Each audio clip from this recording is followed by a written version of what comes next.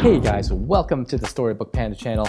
We left off last time with Ironheart and his pregnant wife awoken by a group of soldiers in the middle of the night. They came for the arrest of Ironheart and his blood brother Sky Fury. Ironheart stood in front of his door and greeted them with a spear in hand.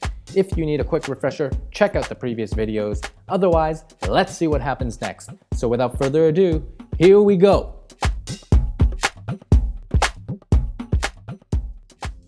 Ironheart stood in front of the soldiers with a spear in his hand and awaited a response.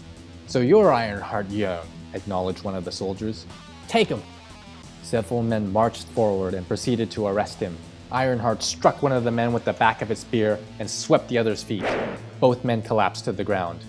"How dare you resist arrest?" exclaimed one of the soldiers. "What are the charges?" demanded Ironheart.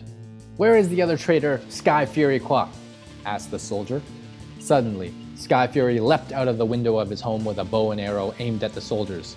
"Here I am," he announced. "What are the charges?" The soldiers rolled out a document and began to read. "Sky Fury Quack and Ironheart Young of Ox Village are charged with collusion and the intent of wrongdoing. A warrant for their arrest has been issued in the name of the Great Song Empire." "What is the evidence for these charges? Who is the accuser?" demanded Ironheart. "You can take this up with the judge. We only have orders to arrest you," replied the soldier. "Come without further resistance and there will be no more charges added to your name." Both Ironheart and Sky Fury knew that the judicial system was a complete sham with this corrupt government. There would be no reasoning with the judge. Ironheart charged towards a crowd of soldiers with his spear. The soldiers were taken aback. Sky Fury shot arrows from behind Ironheart, which hit many of the foot soldiers in front of him, effectively clearing a path to a mounted soldier. Ironheart thrusted his spear and stabbed the mounted soldier's thigh and flinged him off the horse. He hopped on the horse and rode back to Sky Fury. The soldiers pursued Ironheart on foot. Sky Fury drew his double halberd and engaged the soldiers, slowing them down while Ironheart dismounted the horse and grabbed their wives. He helped both women get on the horse and it took off. Sky Fury and Ironheart followed alongside the horse on foot, slicing and spearing soldiers that were in their path. Suddenly, an arrow hit the horse. Its front legs buckled and both women fell off. Ironheart and Sky Fury stood in front of their wives with their weapons drawn as the crowd of soldiers surrounded them. "Watch our wives," Ironheart said to Sky Fury. "I can get us another horse." He charged off and re-engaged with the soldiers. "Stop, Ironheart!" yelled Sky Fury. There were simply too many soldiers. Sky Fury knew that they had a very slim chance of fighting their way out of this with their wives. "Let's go with them." "Brother, these scum will never give us a fair trial," Ironheart said, refusing to stop. He looked back and saw his wife, helpless and petrified. He stopped his engagement with the soldiers and dropped his spear. The soldiers surrounded him with their spears. "Tie them up," commanded the leader of the group of soldiers. The soldiers proceeded to tie the hands of the four of them behind their backs. The commander walked up to Ironheart with a whip and lashed him across the chest. "You stupid man! Are you not afraid to die?" "And who are you?" asked Ironheart with a condescending tone. The commander was offended by Ironheart's tone. "Dune Tindak, His Excellency Dune to you!" and lashed Ironheart again. Ironheart coughed up some phlegm and spitted it at Dune's face. Dune was enraged.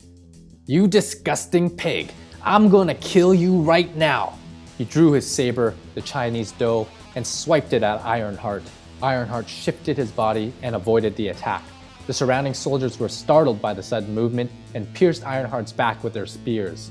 Dune took another swipe with his dough and slashed Ironheart's shoulder.